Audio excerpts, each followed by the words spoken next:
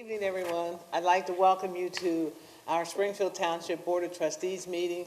Today is December the 10th, 2019, and it's about 5:30 p.m. And Mr. Burning, roll call, please. Yes, Mr. Burning, present. Mr. Honolaw, Present. Ms. McFarland, Present. all trustees are present. And I would like the Pledge of Allegiance. I'd like our officers to come to the front and lead us in the Pledge of Allegiance, all of the staff, since they're here.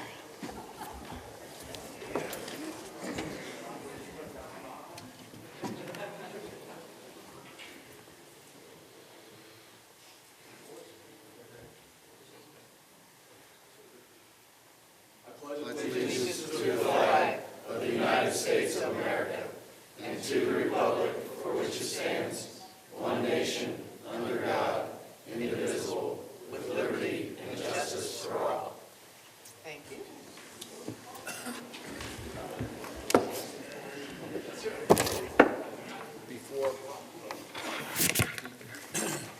Before we go on with our agenda this evening, we'd like to have the trustees come down front for a presentation of a special award. And you, Mr. Burning.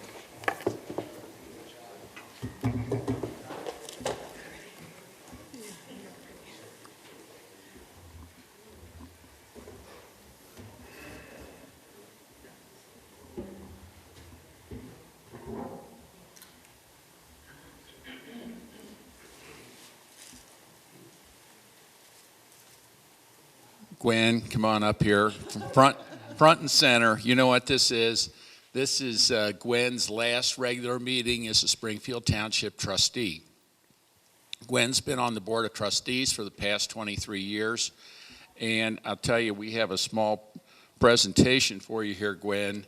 It has been, I just want to say a few words, though. It has been such a pleasure to work with you. Gwen has got tireless energy. For the past 23 years, we both came on the board about the same time, you a little bit before me, yes. and she is always looking out for the best for the community. Tireless energy. There's never a committee or a function that she wouldn't volunteer for or put in her time. There was no place in the township that there wasn't. If there were a group of people that wanted to talk to her about township affairs, they needed your input, needed your help or support, you were always there for them. And we're going to miss you, that's for sure. You've always had, solid leadership, steady, a steady hand in our government. There aren't too many places, I don't think, that Gwen and I of 23 years have ever voted against each other on anything. We talk things over, we work it out, and always, we always try to do what's best for our township. So I'm going to turn it over here. Mark, you got some things to say. Just a couple things, reiterate what Joe said, and also, ironically, when Gwen and I became friends was when I ran against her for trustee in 2011. And ironically, we ended up becoming good friends through the process and saw each other at different places around the township where there was voting going on, and nothing but positive from both of us. And I really learned a lot in the last 6 years from Gwen, and some days I wish I had half as much energy as she does. And she's 1 or 2 years older than me, I think, so I'm not sure. But Gwen,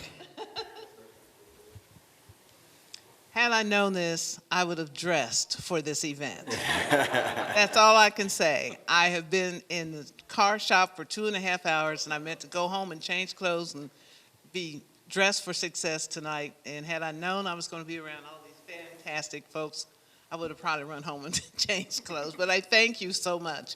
Thank you for everything. It's just a pleasure. we got a couple.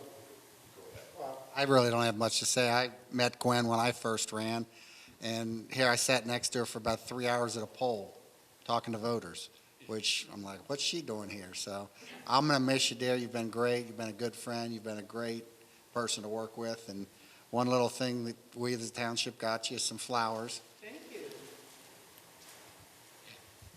Also, Gwen, on behalf of the the Board of Trustees and the entire township, we want to present you with this special plaque and a gavel, and it's for 23 years of dedicated service as a trustee to Springfield Township from 1996 to the present. So you're always welcome here, and we're all friends, and we're sure we'll always continue that way. Thank you. Thank you. Speech. Lastly, our governor actually has recognized you. If you want to take a look at this certificate from the governor of the state of Ohio, recognizing your 23 years of service. And now it's your turn to give a speech, Gwen.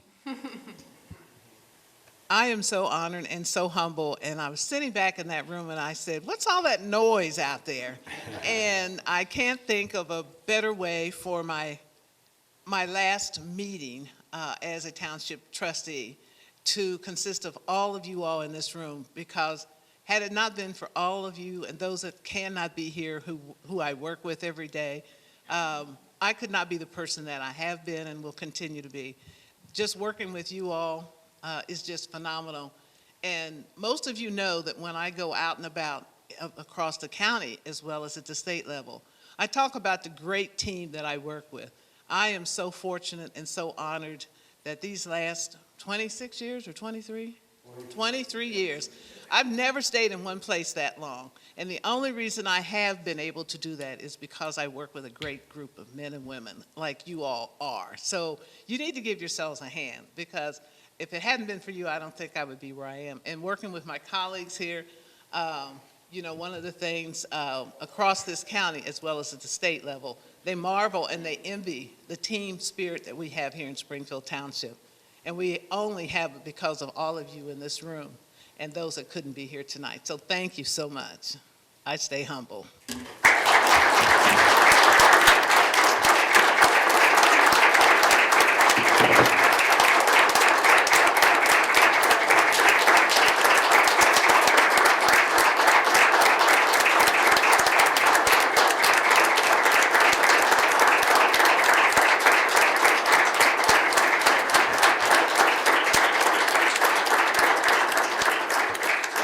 To cry, but I can't help it. We'll have a reception for Gwen a week from tonight from 4 to 7 at the Grove. So if you all are available, please stop by. We'll have, the bar will be open, and we'll have heavy hors d'oeuvres, and our final farewell to Gwen will be next Tuesday night from 4 to 7 at the Grove. So. Thank you. Thank you very much. Thank you, everybody.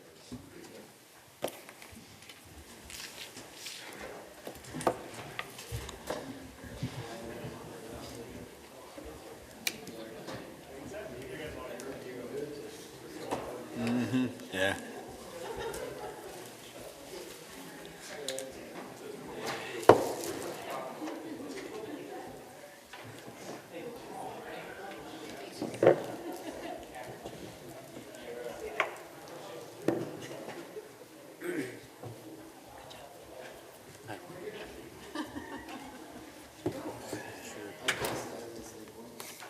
That's a hard act to follow, God.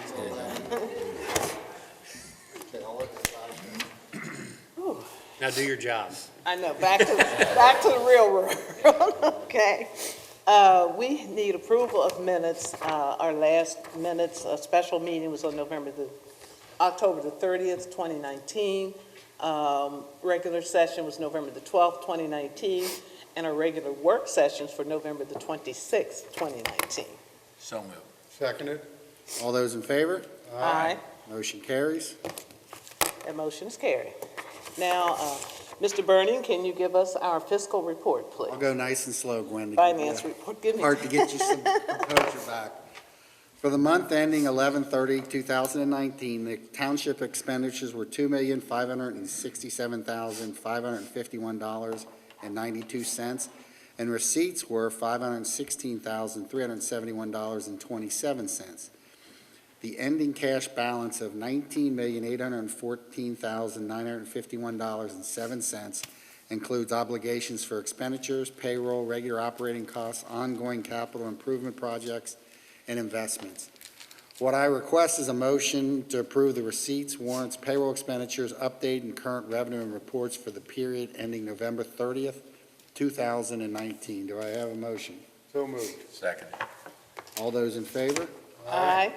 And I just want everyone to know that financial reports are available during regular business hours here at the administration offices or on our website 24/7.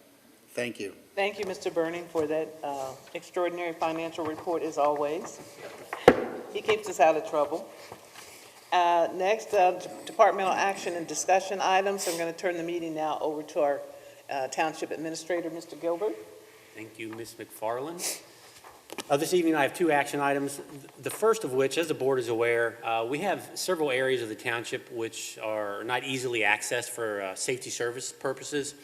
And as a result, and to be more cost-effective in servicing those areas, we actually contract with neighboring jurisdictions to provide first responder service and medic, fire, and EMS service to those particular areas of the township on a contractual basis, which is more economical than us providing additional fire stations in those areas of the community.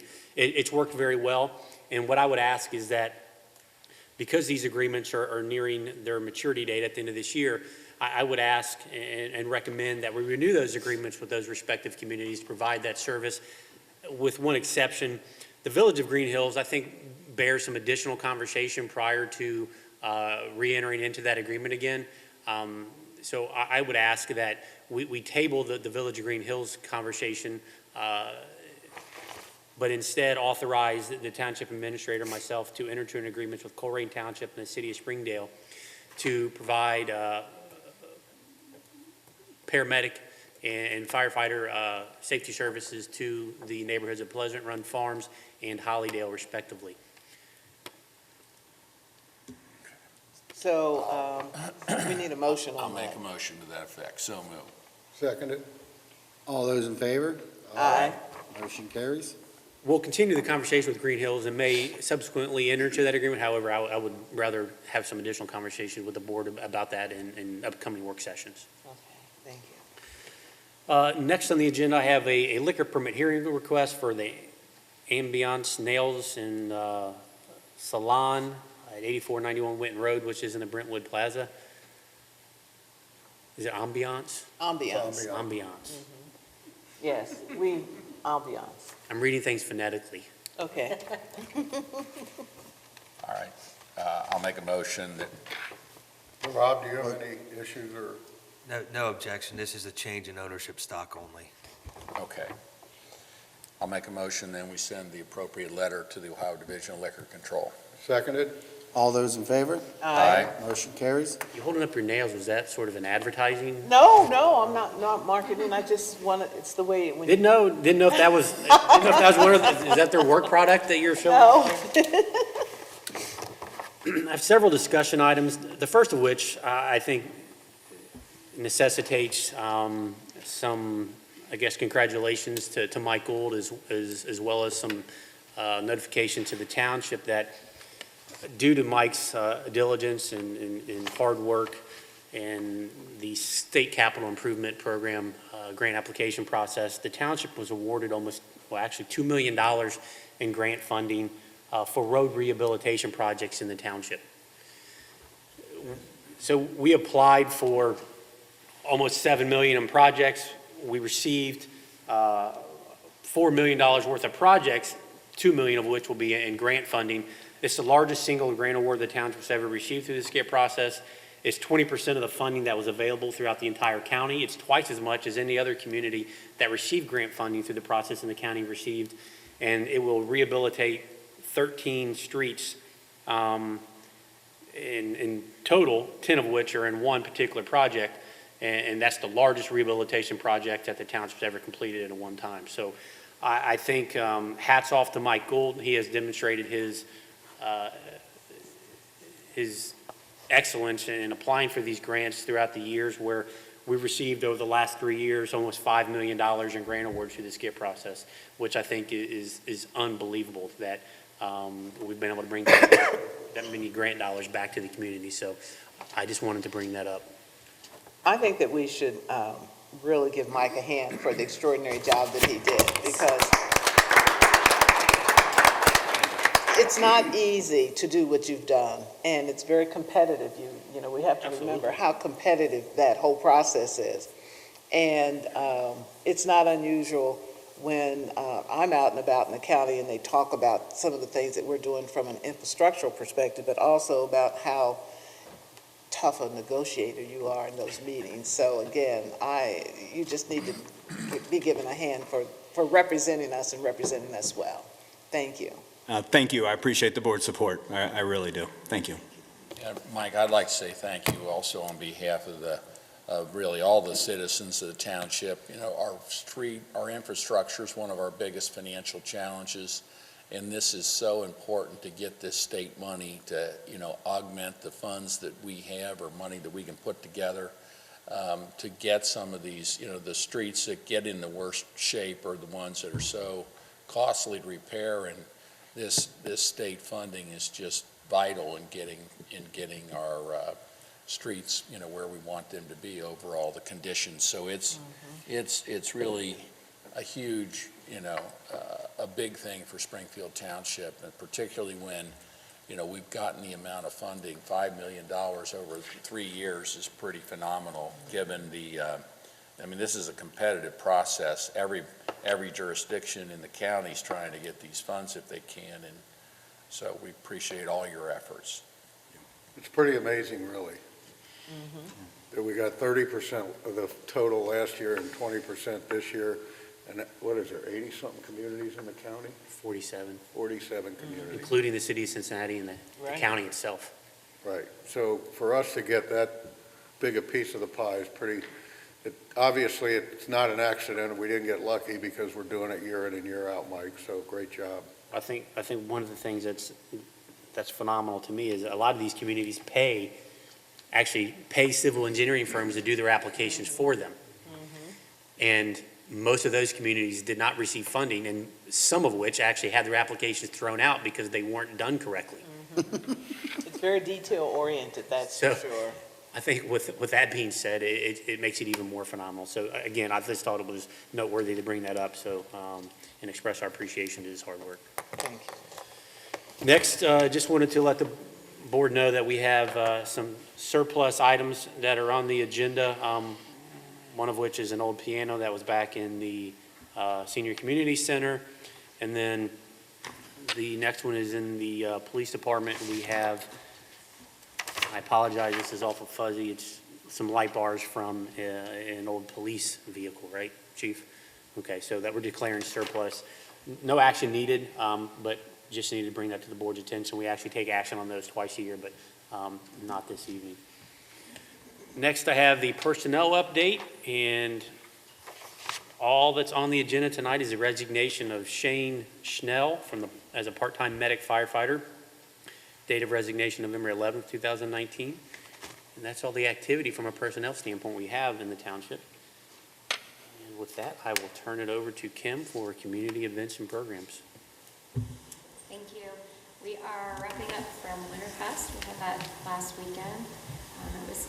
It was a success. We had about 1,000 people that attended over a 2-day period of time. We collected about 40 coats, 200 candies, about 50 toys for our Heroes and Helpers program. Huge appreciation goes to the Springfield Township Public Works Department, also the police and fire. But the Public Works Department was out there for 2 weeks, preparing and getting ready for the event alongside with staff at Arts Connect. It was a big undertaking, and I think it went well. It's a little less of an attendance that we had hoped for, but it was still a really positive event. Arts Connect's next event is January the 31st, and we're going to have Playhouse in the Park come out, and actually we are partnering with the Wyoming Fine Arts Center and hosting that at their venue.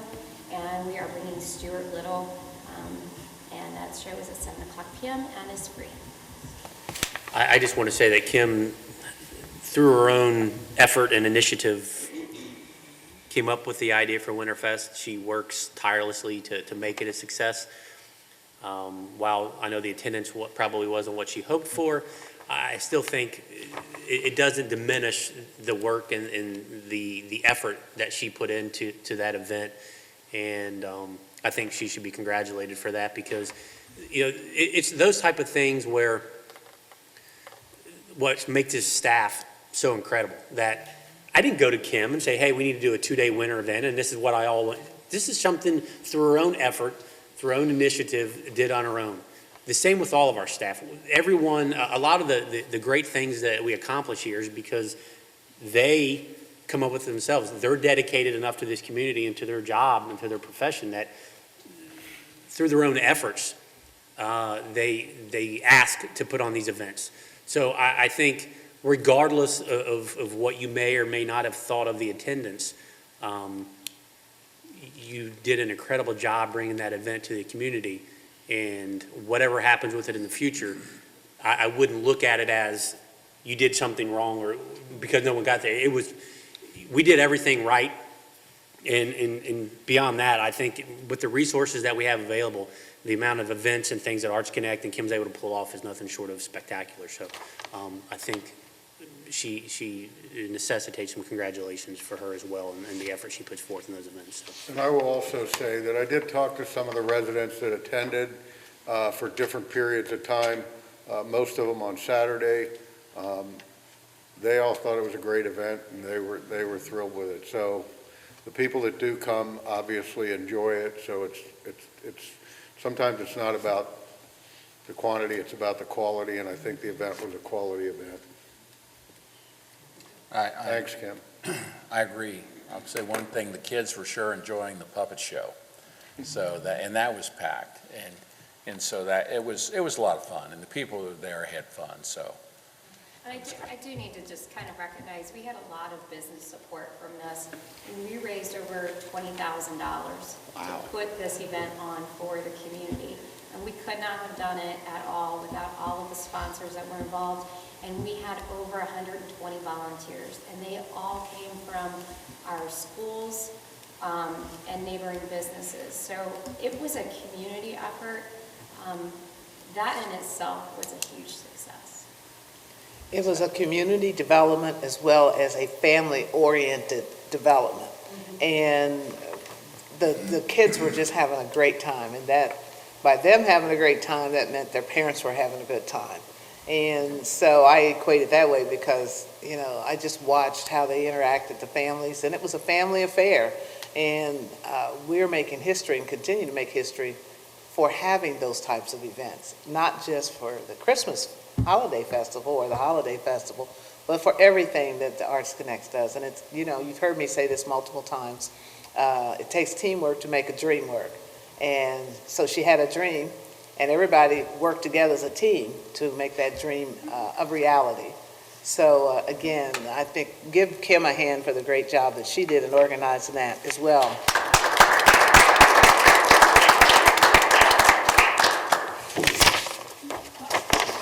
Next, I have the departmental activity reports. The board obviously has copies of those, so unless there are any questions, that concludes my report, except that I would ask for an executive session at the end of this meeting for compensation and employment of a public employee. Okay. Before we go into our resolutions, which is where we are, and I'm just looking at all of our staff, our department heads, everything that we've done every day of the week, every hour, every minute, it would not happen without the leadership of you all here. Everybody in this room, the leadership is phenomenal. So again, give you all a big hand. I mean, I'm giving out hands tonight, okay? So, a job well done. So, we're going to begin with resolution number 119-2019, authorizing sales by internet auction of unneeded, obsolete, or unfit for use property in the police department. So moved. Seconded. Mr. Bernie? Aye. Mr. Honolaw? Aye. Ms. McFarland? Aye. Resolution carries. Next is resolution number 120-2019, declaring motor vehicles located on public or private property in Springfield Township Hamilton County, Ohio, to be junk motor vehicles pursuant to Revised Code 505.173, and ordering the removal of such vehicles pursuant to Resolution Number 80-2012 and Revised Code 505.871. So moved. Seconded. Mr. Burning. Aye. Mr. Honalaw. Aye. Ms. McFarland. Aye. Resolution carries. Next resolution is number 121, 2019, declaring nuisances pursuant to Ohio Revised Code Section 505.87 at various listed properties within Springfield Township, and authorizing statutory actions necessary to abate the nuisances. So moved. Seconded. Mr. Burning. Aye. Mr. Honalaw. Aye. Ms. McFarland. Aye. Resolution carries. And the next resolution is Resolution Number 122, 2019, approving a major change to an existing commercial planned unit developments, CPUD, and preliminary development plans to enable construction of a medical office building. So moved. Seconded. Mr. Burning. Aye. Ms. McFarland. Aye. Mr. Honalaw. Aye. Resolution carries. Okay, moving right along, old business. Anyone have any old business? I have no old business. New business. Under new business, the only thing I would say for anybody watching this evening is last night we did have a zoning hearing here before the Board of Trustees, and this involved the resolution number 122 that we just passed, and this was for a major change, major change or revision to a PUD on Winton Road for the property that is right at the intersection of Winton and Compton, the sort of East Compton heading towards Wyoming. This is going to be the location of a new Christ Hospital medical facility. We saw the plans. The developer, I think, has taken into account the thoughts and concerns of some of the adjoining neighbors. This is going to be a 15,000 square foot medical facility. It's going to be a real asset to the community, and we're glad to see Christ Hospital deciding to invest here in our community.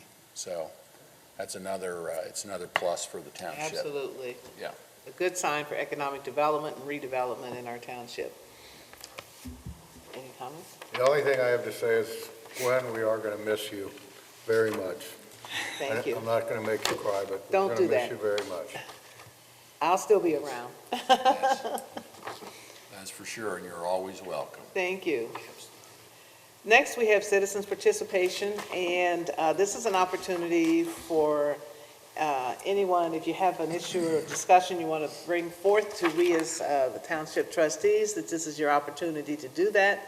We ask that you step to the podium and give us your name and your address and share with us what your concerns are or compliments are. So I see one person, and he looks like he's coming to the podium, and we giving you this opportunity to share with us your concerns. Good evening, ladies and gentlemen. My name Good is evening. Patrick Connington. My wife and I reside at 9526 Beach Drive. We moved in there July of 2018. Love it down there. What the issue that we have, not just me, but other members of the community, and I have paperwork here that I'd like to share, is not the amount of traffic, but the amount of traffic that violates the speed limit, which is 25. They've had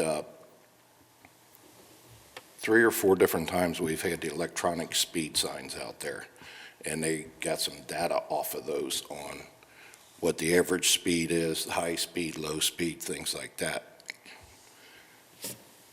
21.6% of the people drive the speed limit. The big issue is trying to get in and out of your driveway. I try to back in so that it's safer to pull out as rather than backing out. Can't tell you how many times people have tried to push me off the side of the road because they don't want to wait that extra 2 or 3 seconds for me to safely enter my driveway. Like I said, it's not just me, it's other residents also. I've spoke with some. I've only been there a year and a half. I don't know a whole lot of people down there.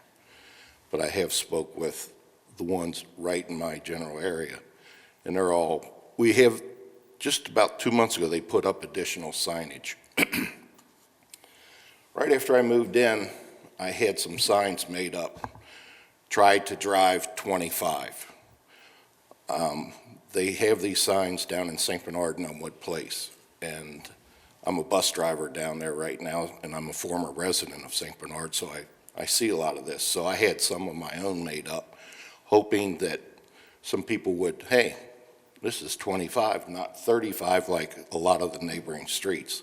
I even had a lady stop by. She's a 30-year resident. She didn't give me her name, but I had a couple signs made up for her. She said, I always thought this was 35. I never realized it. And I said, well, when you come off of Meadowcrest, there's a sign. When you come off of Fleming, there's a sign. But in between there were no signs. So just in the last couple months, I've been working with Assistant Chief Bly. In the last couple months, we've had some additional signage put up, trying to, hopefully maybe people will see that and try and observe the speed limit. It's not helping.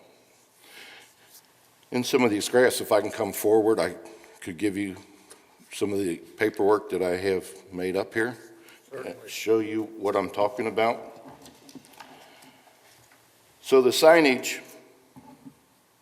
they have, on the graphs, it shows only going Thank you. in the one direction.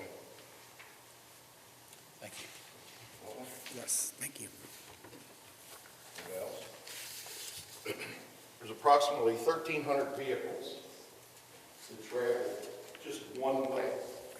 That's the street sign. I did make a mistake. I called that Maycrest instead of Meadowcrest. I saw that. I had to look at the map. I forgot. 1,300 vehicles. That's just in the one-way going north where the speed sign is picking them up. The speed signs, for whatever reason, have never been placed going south. So you can only imagine if you got 1,300 vehicles going north, you're also going to have anticipating 1,300 vehicles going south. That's a lot of traffic. There's nothing we can do about that. Everybody's allowed to use that street. We, as the residents of Beach Drive, would love to see something done to help us get them to obey the speed limit. I did find out in talking with Assistant Chief Bly that the funds from speeding tickets don't go back to the township. They're all sent downtown to because there's no mayor's court here, is the way I was understood. The tickets are paid out at the county. Correct. So none of the money's come back to the township. And maybe there's not that big of an incentive to have an officer sit there and write tickets. I don't know. Well, just from an operational standpoint, what I would say is that we don't write tickets or not write tickets because of financial reasons. I understand, but it's it may generally be a little because- bit of an incentive. Maybe, I don't know if that's the right word. Well, not, your point's well taken, except that I can tell you from an operational standpoint, when I speak to our police department, it's never a factor that comes into play whether or not we're gonna make money or not make money on speeding tickets, which is why we sit there and write them or don't write them. Understood. It's primarily because we have 6 to 7 officers on duty at one time. We're 18 square miles and 40,000 people, and 400 streets. I didn't realize how big the township was till I moved here. And every street is asking for the same thing you are. So our I don't see anybody else here. yeah. Well, and we Not tonight, but we they're respond asking. we respond to over 25,000 calls of service a year. Sure. So my point is, we simply don't have the time to sit in any one place for a long period of time. And I understand. I wouldn't expect you to. Yeah. So in some of that literature that I showed you, there's a difference between a speed bump and a speed hump. Speed bump is what you're going to find in a shopping park, in front of Kroger's, things like that, to where Sure. you don't want to go but 2, 3, 4 miles an hour over it. A speed hump is more evenly Gradual. and then there's sometimes it's a flat surface and then it goes back down. Some of it's, Cincinnati has the speed humps, which are not flat on the top. That's actually called a speed table, I believe. And these they used to be just solid asphalt and put in like that. Now there are things that you can buy, it's like a hard rubber that you could actually just fasten to the street the way it is. You don't have to actually have a crew out there building this speed hump. I know it's a lot to ask. I know I've heard that in the past that things have not looked very favorably towards these types of things for different reasons. There's pros and cons about every issue. And while you're bringing up the speed humps, and then obviously, you know, if the board doesn't mind, I mean, we've had these conversations a lot about speed humps and speed bumps. One of the major issues, and then I'll let our legal counsel step in, is one of the major issues with those, beyond the operational side of when you're plowing snow and what happens when you hit them and all those things aside, is from a liability standpoint, we cannot put anything in the right-of-way that would prevent someone from going the posted speed limit. So This wouldn't prevent you from going. you could hit these at 25 miles an hour and go over? According to the paperwork that I gave you, that's what it said. Okay. The speed hump, you could do that at 23 to 26 miles an hour, if I'm not mistaken. Okay. Speed bump, you're not gonna do that because you're gonna tear up your vehicle. Well, the thing is, if you hit something that's in the roadway that prevents you from going the legal speed limit, and either one, you damage something, or you're injured, or someone else is injured, the township is now liable. I understand. So that's one of the major impediments to it. Right. Beyond the idea of, you know, all our snowplow drivers are cringing when if they hit one of these things. But, Well, Chief Browder, do you have any data on, did we have signs put there at any particular point, and what did the signs show as Yeah, far as the speed? We've done that a number of times. We've worked together well here over the last, year and a half, I think, here. So just our most recent one, and it's kind of broken out in many different ways, but the 26 to 30 miles an hour is the majority, which is 38.9%. 31 to 35 is about 25%. 21 to 25 is 20%. We've also, actually had officers down there a number of times. We have written several citations. We've also looked at the crash data over the past 13 years. And we've had a total of 4 crashes on beach in those 13 years. 2 of them were rear-enders there at Beach and Fleming. Okay. So those, kind of occur without really being a speeding issue there. And then one was a light pole where a 14-year-old driver had been in a car that shouldn't have been. And one other was just a parked vehicle that someone. You actually hit a light pole. A light pole. They jump out in front of you, I've heard. yeah. At 14, I believe. This is just a cul-de-sac that he ran over a light pole. So out I'm of- sure that's what he told his parents. So out of all the incidents that we have, where there were citations given, There were citations on. that were issued, Several. were the majority of those citations issued to people that lived back there? Unfortunately, the majority, or I say, because I can't speak for exactly how many, now that the Winton Road project is finished, the majority of people that we have had contact with are township residents. Prior to that, while that project was going on, there were, take your pick from any community that were using that to avoid that Winton Road. Just so you know, Gwen, it's a big cut through Yeah. to get, especially with what's going on down on Springfield Pike right now, people are With avoiding Wyoming that. and everything. I'm one of them. I They do cut my out best. I'm one of them. They cut down Riddle. Fleming, and then they go down Beach, and then they take Meadowcrest to Lee Crest, and they go to Riddle or even, Right. Bonham. Right. Bonham. past that to the last street there.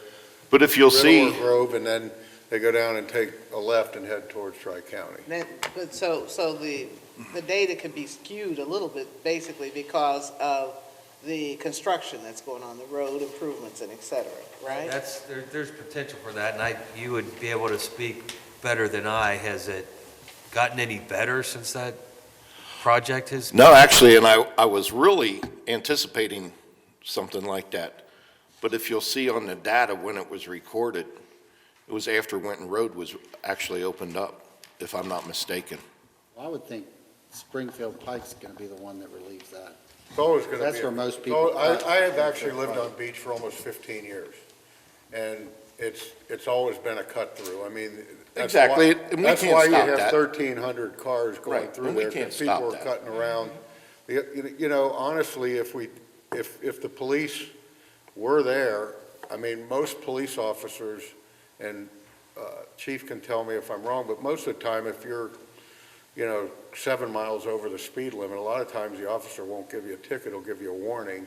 And if you look at what this says is, of all these people that are going through there, about 8% would even qualify to get a ticket if we had somebody there. So 92% of the people wouldn't be going fast enough to get a ticket. I'm not diminishing that 8% is anywhere near zero. I'm just saying, the only good thing that where you're talking about has going for it is, especially going north on Beach, you have to stop at a stop sign. You got to go straight down a hill and stop at a stop sign.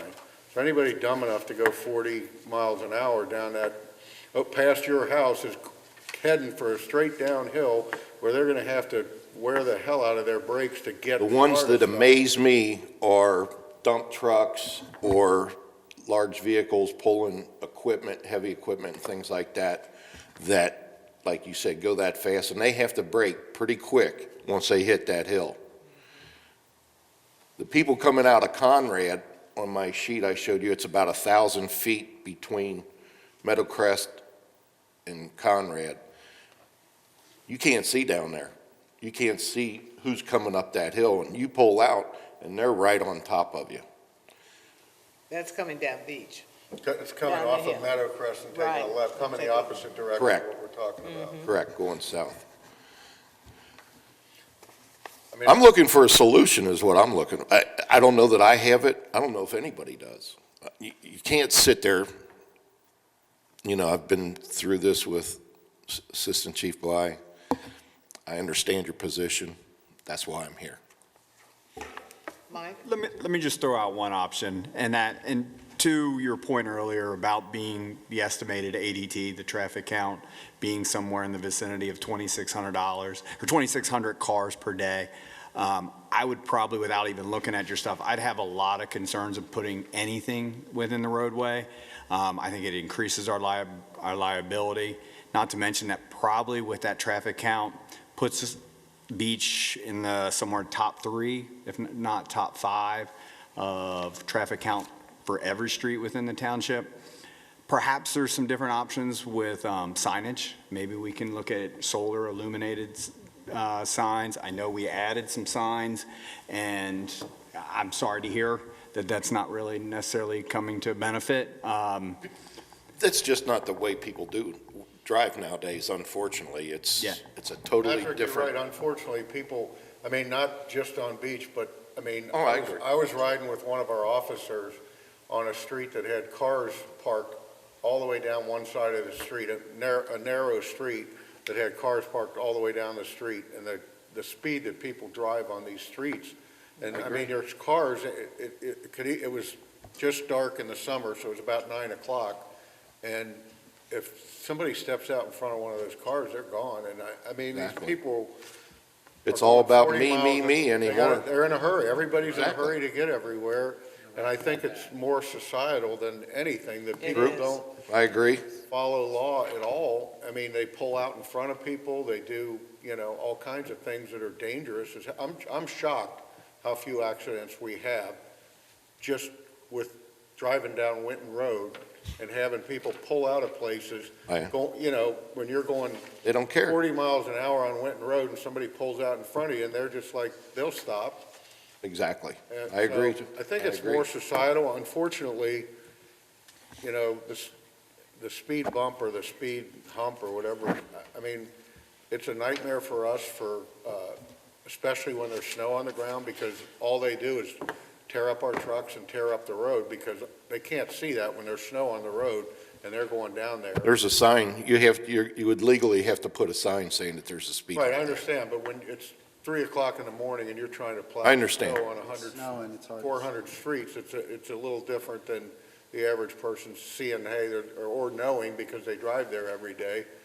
I don't know Cincinnati what the has, solution is. Maybe if we put some signage about children at play, or I don't know if any of that would help. I like the intervention. Well, I'm just that you saying to make suggest. people Right. maybe a little more mindful of what they're doing. I like to try it, when we look at intervention, and how a person's mindset is, I think your strategy would be something I think we could explore a little bit more, Mike, because if you drive most of us drive all over the place, county, city, wherever, and I continue to be frustrated and amazed at how many reckless drivers there are out there, and how many will come up on you so fast, or they'll cut in front of you and will even give you the finger if you blow your horn at them, well, yeah. So, it's just ridiculous, and it is a societal behavior thing, but I like the intervention that you suggested possibly we could look at and explore the feasibility of it, and basically, based on that, see if there's been any type of a shifting or decline in the speed limit, but it's everywhere. It's, my I agree. neighborhood, I agree. It is, and I drive a school bus, I see it so, all day, every day. yeah, absolutely. People don't even respect school bus drivers No, like ma'am. they used to. So I do not support any humps or bumps or softer, I know the danger of that, and I've seen if a car is going too fast and goes airborne, what that could lead to. And I'm not supportive of anything like that. But Wouldn't that be their responsibility? It would be their responsibility, but also if that happens and there's a kid out there playing or your car sitting out there, then it becomes everybody's responsibility, especially if the life of a person is lost. But I like to look at the intervention and see if there's some way that we can explore other alternatives. I think if there's some way we can try to help, you're not the first person. The reason people come and ask us to put the humps in the road, and I know they're not here tonight, but we've had many, many requests over the years that they want us to do that to try to slow down the drivers. The other problem, some of these people, it won't matter, but I think if we can try some other kind of a solution to try to, if it slows them down a couple miles an hour, that'll Exactly. help. Any little bit will help. That's why I thought maybe some sort of, I guess people just don't care. Well, like you said, most of the people are traveling 5 to 7 miles over. So if we could just get them, the ones that aren't, to get to that 30 miles an hour it's no problem. But when you can see on the speed signs when they're 35, 40, 45, that's just ridiculous. 55, 50 was one of them. Well, Oh, yeah. It's crazy because they're going right down a hill and the other worry about having some I sort of. drive all over, I appraise real estate, so I'm all over I do 7 counties. But anyway, in Cincinnati, if I hit those speed bumps at 25, that's too fast. it is. I go down to about 15, because it'll tear the bottom of my car up. And they have plenty of them out throughout the city. Well, So the city limits their speed limit, we can't. The city can say 15-mile-an-hour speed hump, and then they're covered. We're not allowed to do that. We're stuck at 25.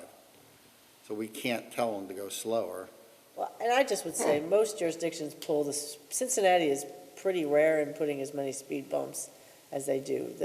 The growing trend is not to put them in or to remove them, because they do create a safety issue it slows down your safety services, it obviously interferes with snowplow, and by and large, what they found is people just speed in between them.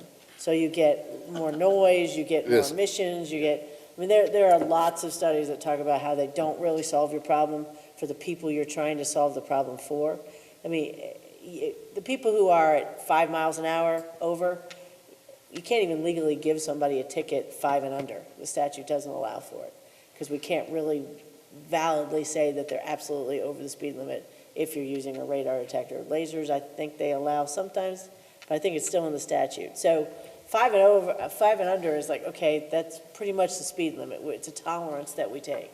Anything over that is a problem, but a speed bump is probably not going to slow down your person going 50 carelessly. They're just going to maybe slow down there, they're going to fly over it.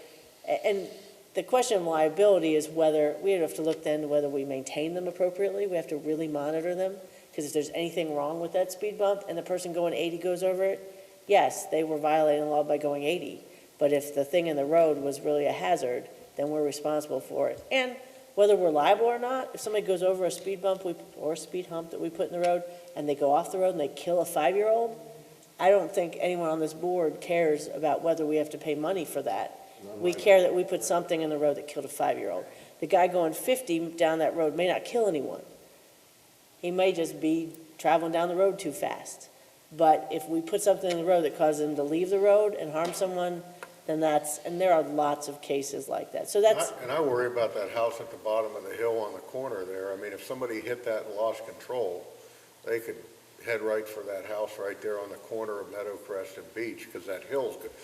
I mean, once they start, if they're going that fast and they lose control, they're going straight downhill. Going down a hill. And they lose control of the car, they could easily run into that home, or the car's in that driveway and somebody's out there. I mean, and I know she has her grandkids out there all the time, so. Right, the one down there on the right-hand side. Here's what I know you came tonight looking for a solution, that the speed bump was an idea.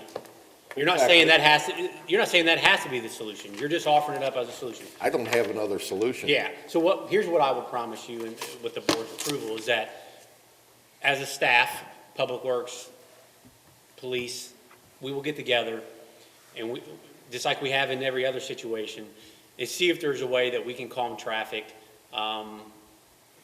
outside of a speed bump or a speed hump. And at the end of the day, just for our own due diligence, we will once again review those again. But I think let us try and find some alternative solutions, because I know that's really what you're looking for. So, and then we'll circle back with you. Okay. Well, Fair enough. I appreciate your concerns and your attention. Thank you. Congratulations. It's my street too, Patrick. Thank you. Any other discussion? Nothing else. Need a motion to adjourn? Yeah, Oh, we have to no, go we executive session. need to go into executive session For the for the, compensation and employment of a public employee. okay. So moved. All those in favor? Aye. Aye. We're in executive session. Thank you, Patrick. Thank you, Thanks. Patrick. Have a good evening. Bye-bye.